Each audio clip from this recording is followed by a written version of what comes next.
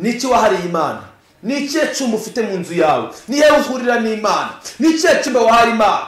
Mu gusenga kwawe gira ibanga, mu buhanuzi bwawe gira ibanga, mu mirimo ukora gira ibanga, mu kwitanga gira ibanga. Ibyawe byapfuye Imana ibigusubize, ibyawe byari byarazimye Imana ibigarure mu izina rya Yesu. Ni urugo rwawe, ni akazi kawe, ni abana bawe, ni iterambere ryawe, Yesu abigarure.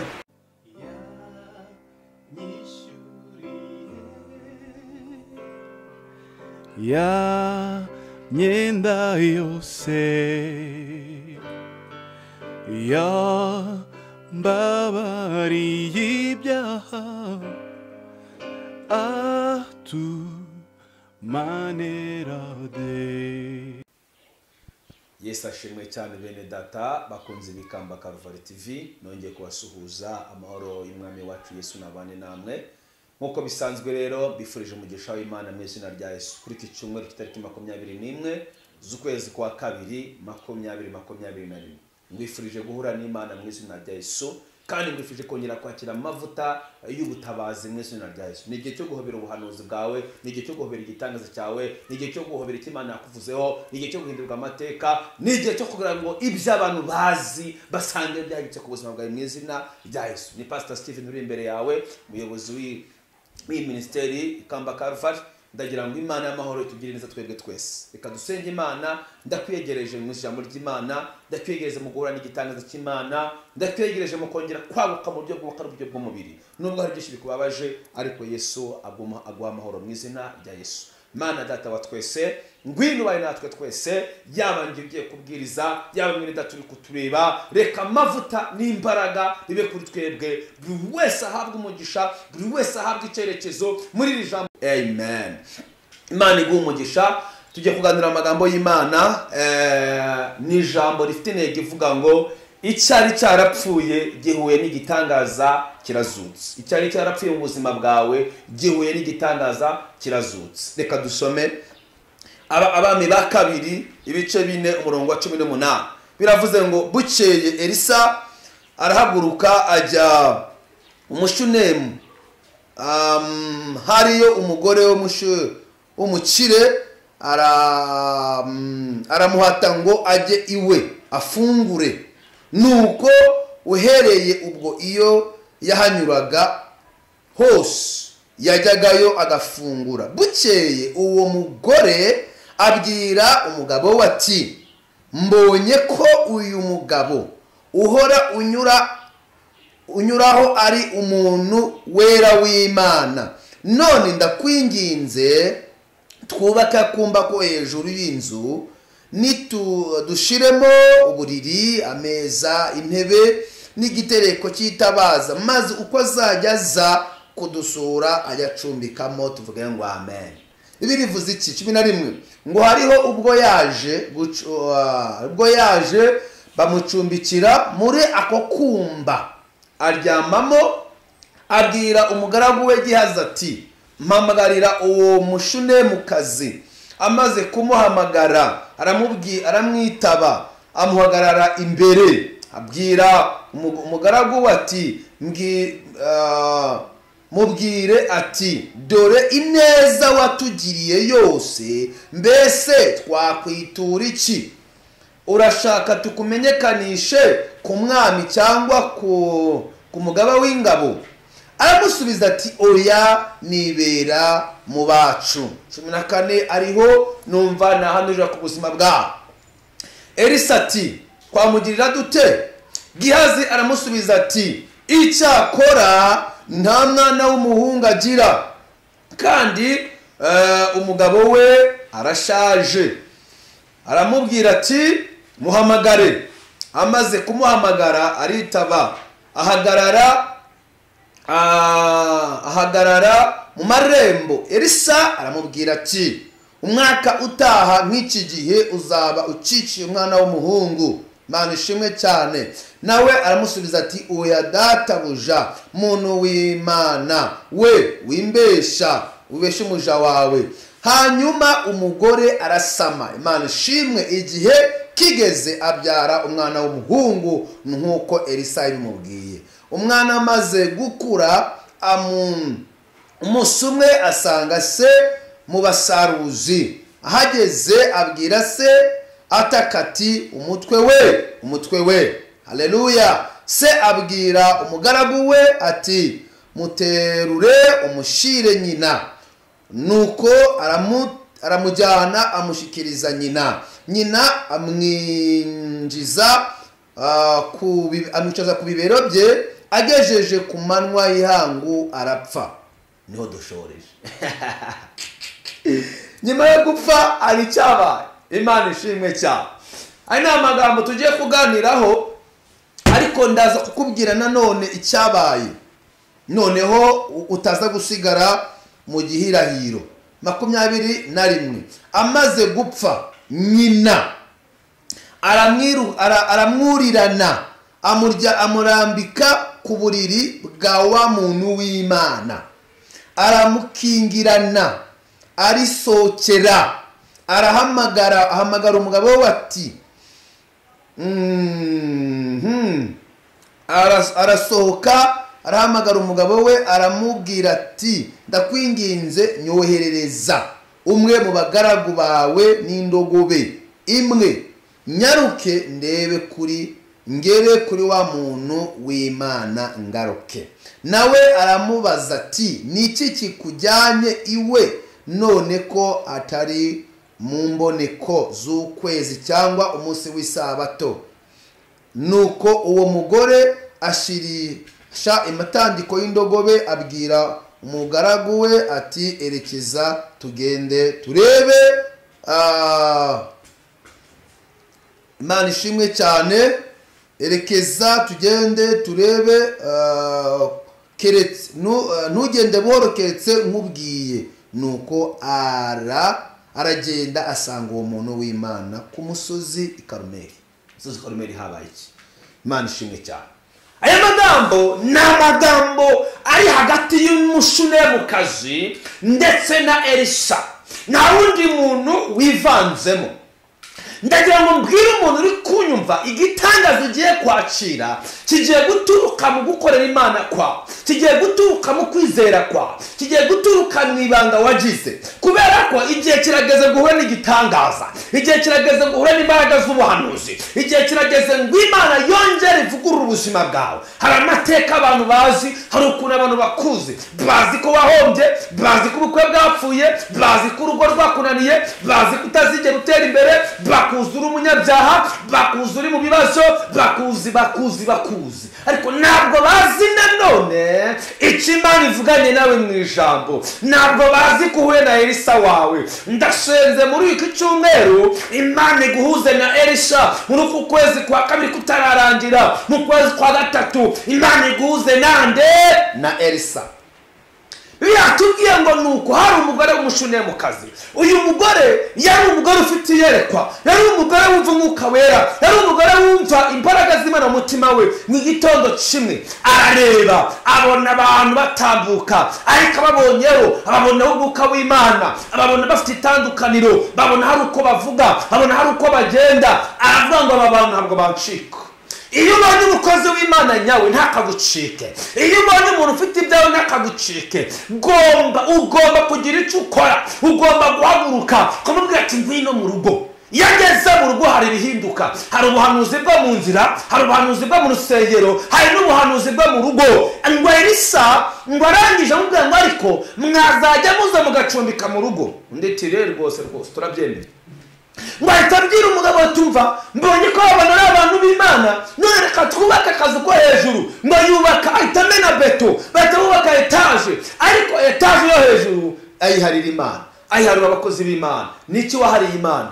Nikiye cyumba ufite mu nzu yawe? Niye uhurira n'Imana? Nikiye cyumba wahari Imana? Ufite inzu y'ibyumba 12 ariko nta cyumba cy'Imana kirimo. Ufite inzu y'ibyumba 8 ariko nta hantu usengera. Njya ntangazwa nuko umuntu afite aharira, afite naho yicara, naho akorera inama, naho afite biro, ariko ntagira ahantu asengera, ntagira ahantu aganira n'Imana. Uribesha, urimo uratakaza agaciro. Ongera ugarura Imana mu rugo, ongera ugarura Imana muri famiye. Ereka abana aho zijya basengera, ereka abana icyumba cy'amasengero. masengesho, turimo turigisha abana bakajya kwiga mu mashuri meza, ariko ntitubereke imbaraga z'Imana, ntitubereke gusenga. Ndababaye cyane muri iki gihe aho ushobora gusanga umuntu iyo barangije kurya urose ajya kuryama ukwe, nta rusenga, ntibagira igihe cyo gusenga, igihe cyo kwigisha abana ijambo ry'Imana. Abana ntibabona umugabo, abana ntibabona umugore, umugore ntabona umugabo, umugabo ntabona umugore, nta mwanya bagira wo kuganira n'iki n'Imana. Icyagaciro wagitakaje tayari. Ariko uyu mushunamukazi we ari umugore w'umunyabwenge, yinginga umugabo mwubake kumba ko hejuru, akumba barakujuje, bashizemo Gehazi na Elisa. Igihe kirageze babafashe neza, ngo nuko bagiye kugenda, ngo ahamagara umugore, ngo niki twagukorera, niki twakumarira, tukumenyekanisha ibwami. Ngira ngo ari we watawemera. Ngatereka reka ibwami si ngombwa, njyewe nikudira kwibera mu bacu ku mugabo w'ingabo se. Reka da, singomba kujya aho ngaho. Ariko Gehazi wari wagendagenza avuga ngo reka uru rugo nta mwana rurimo, uru rugo nta mahoro arimo, uru rugo nta mugisha urimo. Nubwo babona gutya barabashwana, nubwo batuye muri etaje bagafite amakimbirane, nubwo bagenda mu modoka ariko ntibumvikana, nubwo basengera muri church ikomeye ariko nta mukabera bagira. Hari ikindi kintu bakeneye, bakeneye guhuza, bakeneye imbaraga, bakeneye kugenda umugendo umwe. Birababaje abo warusenga wari kuwe n'umugabo utumvikana, birababaje abo warusenga ariko umugabo nta gaciro, umugore nta gaciro. Iyo Mana ukorera si Imana mbona, ibyo uvuga n'ibyo ukora reka bihure mu izina rya Yesu. Arangije amubwira tumva, njyewe nibera mu bacu, ariko ngo hari umwana badafite. Ese n'ubwe ngo muhamagare nanone agatuma kaundi nk'iki gihe uzabonye umwana w'umuhungu, undi ati ntabwo byashoboka kubera ko yarashaje, mugabo yarashaje, barafite gushidikanya. Hamwe ati rwose mubyo twagucumbika ibyo nibirimo, niyo umwana ataboneka twebwe twizeye Imana. Ariko birangira umwana abonetse. Gihe kimwe rero ngo umwana asanga se, twasomye basanga se ngo arwaye umutwe, umwana ngo usanga mama amushyira ku bibero. Iyo Imana igiye gukora iteza ikibazo, iyo Yesu agiye kuboneka habanza ikibazo. Ngo nuko ngo aramwurirana amuryamisha hehe kuri cya cyumba, amuryamisha he kuri bwa buriri. Baze nanjye ngo ubaze, iyo muri buriri butaza kubaho yari kumuryamisha he? Iyo ataza kugira igikorwa akora yari kwibutsa Imana iki? Ni ikihe kintu uri gukora? Urimo uritwara gute? Bene data bakundwa bakurikiranye Ikamba Calvary TV, ndongere ngo ubwibutse ko icyaha kizakubuza umugisha. Benshi muri iyi minsi bameze nk'aho Imana batayifitiye icyizere, ariko reka ngo ubwire naho byagenda bite turacyayifitiye icyizere. Bibiliya tubwiye ngo nuko amaze kumuryamisha aragenda bigira ibanga. Ndagira ngo ngusabe mu gusenga kwawe gira ibanga, mu buhanuzi bwawe gira ibanga, mu mirimo ukora gira ibanga, mu kwitanga gira ibanga. Ngo aramuhamagara umugabo, nyohereza indogobe njye kureba umuntu w'Imana. Aramubaza ngo ugiye he? Aramubwira ati wapi, ntabwo ari ngombwa, ko katari igihe cimboneka, ko nta cyacu umutwaye, ko nta maturo utwaye, nta kibazo reka ndebe umuntu w'Imana. Ngo aragenda afubwira umushoferi we ati boneza vuba, nturebe inyuma, ntuhagarare paka ngubwiye.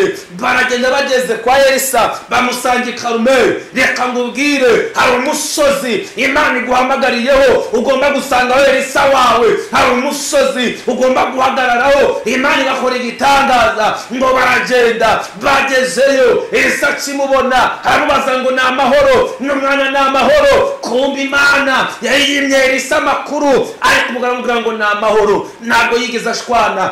Warampanuriye ntabwo byasohoye, warampanuriye none umwana yapfuye. We yagize ibanga, aramubwira ngo ni amahoro. Ngo amwikubita hasi afata ibirenge, yaza agiye kumujugunya ati mureke afite agahinda. Elisa atemenya agahinda cye, Imana izi agahinda ka, Imana izi umubabaro wawe. Ndagira ngo ngubwire ni igihe cyo guhura na Elisa, ni igihe cy'ubuhanuzi, ni igihe cy'igitangaza. Hari icyo wakoreye Imana gitumye imbaraga z'Imana zigaruka. Rekota kasiya, imbaraga za Yesu ntabwo zizagukoza isoni. Humura, uri muri diaspora, uri muri Amerika, uri muri Canada, mu Bwongereza, Afurika y'Epfo, Sudani, u Rwanda, i Burundi, Tanzania, ntabwo nzi ikirere uherereyemo, ariko icyo nakubwiraga nuko Elisa wawe naho utamubona. Icyo wakoze ikitangaza kiraje, ntabwo kizayoba. Imbaraga z'Imana zirakumanukire.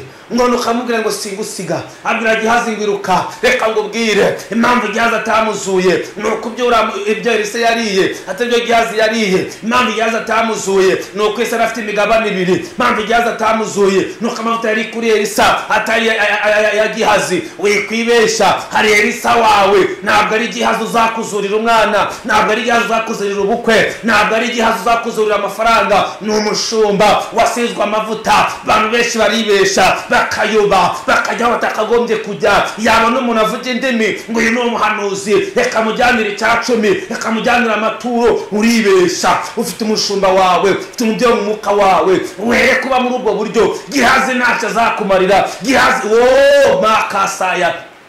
Abantu benshi bahuye na ba Gehazi. Gehazi rero akunda kwigaragaza, akunda kujya imbere, akunda kugenda, akunda kuneka, ariko Gehazi ntacyo yakumarira. Elisa wawe arahari. Elisa afite imigabane 2. Elisa ari umwitero. Eliya yamusigiye. Elisa ari amavuta Imana yamuhaye, ni imigabane 2. Elisa akorana nayo, niyo mpamvu yakoze ibitangaza 14. Eliya agakora 7. urumva ko naho bahurira. Ese mwene data, witeguye guhura na Elisa cyangwa witeguye guhura na Gehazi? Manishimwe. Bano muri minsi bashatse ba Gehazi, bashatse abahanuzi b'abazunguzayi. Wamubaza ngo mbese tacu cyawo gihande ngo mfite umuhanuzi usengera, uwo ntabwo ari umushumba. Neka ngubwire, uri muri besha. Gehazi wawe ntacyo azakugezaho, azasigara usenye. Ariko nubona na Elisa azarwubaka. Ngo nuko Gehazi araza amukozaho ingoni biranga, ariko umugore agira ubwenge ati ntabwo ngusiga. Elisa wanjye singusiga. Ufite Elisa wawe na Elisa wawe, uracyashaka Elisa wawe cyangwa waramusize? Ngo aramuzana, ngo ajya mu cyumba cyo hejuru hahandi yararaga, yarahamenyereye. Ngo apfumbata umwana, amuryamaho, amwubararaho, munwa ku munwa, jisho ku jisho. Hano hantu haguye abantu benshi bahuye na ba Gehazi. Ngo Imana irambwiye ngo mureka nguryame hejuru, ngo nibwo uzarongorwa, ngo ukore deliverance. Barakubesha, agushaka abadayimoni. Ngo Imana irambwiye ngo reka njye hejuru yawe, ngo nibwo uzarongorwa. Arimo arakwicira ejo hazaza. Abo ni abadayimoni. Yesu uri intumbi, kuba uri muzima. Elisa yazuraga intumbi. Icyari kiri muri Elisa cyazuye uyu mwana, amusubiza nyina. Ndagira ngo ngubwire ngo ibyawe byapfuye, Imana ibigusubize. Ibyawe byari byarazimye, Imana ibigarure mu izina rya Yesu. Ni urugo rwawe, ni akazi kawe, n'abana bawe, n'iterambere ryawe, Yesu abigarure. Imana iguze na Elisa. Imana iguze na Elisa. Elisa wawe aracyahari kandi yabishobora. Yesu agufashe akugirire neza. Turasenze. Nakubwira gici, irinde Gehazi ushake Elisa. Irinde Gehazi ushaka umutambyi, ushaka umushumba. Imana ikugirire neza. Kora umurimo mwiza, Imana ikwibuke. Senga, kiranuka, shaka Imana. Jya ku musozi wawe, waba inzu yawe, waba akazi kawe, aho sengera hose hahindura umusozi. Karumeli yari ya Elisa, yagiye gushaka Imana. Nawe aho wahagarara, Imana ikamanuka. Ntabwo Imana ivugira hariho hose, hari imisozi Imana imanukiraho. Imana igufashe kandi kugirire neza. Ndagusengeye ngo umwuka w'Imana agushoboze kandi akuyobore. Sinzi ibyo urwana nabyo, sinzi ibiguhangayikishije, ariko nakubwiraga ngo irinde Gehazi uhure na Elisa. Imana y'amahoro ikugirire neza. Reka dusenge. Icyo mbona nuko umwana yazutse, umugore akamusubirana. Icyo Elisa yari yarahanuye cyarakomeje kiubuhanuzi koko. Ntabwo umwana yapfuye, nta nubwo yashinguwe. Oya da, umwana yaragarutse asubizwa nyina. Bugingo n'ubu uyu mugore aracyafite amashimwe. Imana iguha amashimwe, Imana ikuremera amashimwe. Muri ukwezi kwa 3 kutaragera, wewe wafite amashimwe mu izina ryande, mu izina rya Yesu. Imana ikurebe neza kandi Imana ikwiteho. Ndagira ngo dusengane. Niba ikijya byapfuye, n'akazi kawe kapfuye, diplome yawe yarapfuye, mashuri yawe yarapfuye, mugabo yarakwanze, mugore yarakwanze, ubukwe bwawe bwarapfuye, visa yawe nurayibona, uraryama ukarota nabi, baraga zigutera nijoro, ariko Yesu akugirire neza. Mwami wanjye Yesu yongera kwibuke. Reka dusengane. urashaka gusengana natwe, iyo nomero yihamagare, andikire kuri WhatsApp, iyi channel yacu, kora subscribe kuri iyi channel. Imana izaguha umugisha. Birashoboka ko hari icyifuzo ufite, ariko reka tugisengere, Imana ikugirire neza. Mwami Imana yacu ni uzura, ni utanga ubuzima. Wakoresheje Elisa azura uyu mwana w'umushundemukazi, uyu mushundemukazi yarawukorera kwizera. Senga imwene data, senga uyu muntu, zura amateka ye, zura ubutunzi bwe, zura akazi ke mu izina rya Yesu. Aho yamwariye abari hatabarirwa, nirukanye ubukene, nirukanye agahinda, nirukanye umubabaro. Aho waba uri hose ndakwatura umugisha, ikura n'igitangaza, hobera igitangaza, ongere wakira ibizima mu mwanya w'ibyapfuye mu izina rya Yesu Kristo. Ikiganza cya Yesu kigukoreho, mavuta y'Imana gukoreho, benshi batangazwe n'iby'Imana gukoreye. Abari bazi kuri mu mwanya w'ipfuye babone waciye ibizima. Ndagukunda, ngifurije umugisha mu buryo budasanzwe mu izina rya Yesu. Amen. Ndagusengera buri munsi kandi uhumura Imana kugirira neza. Shalom shalom.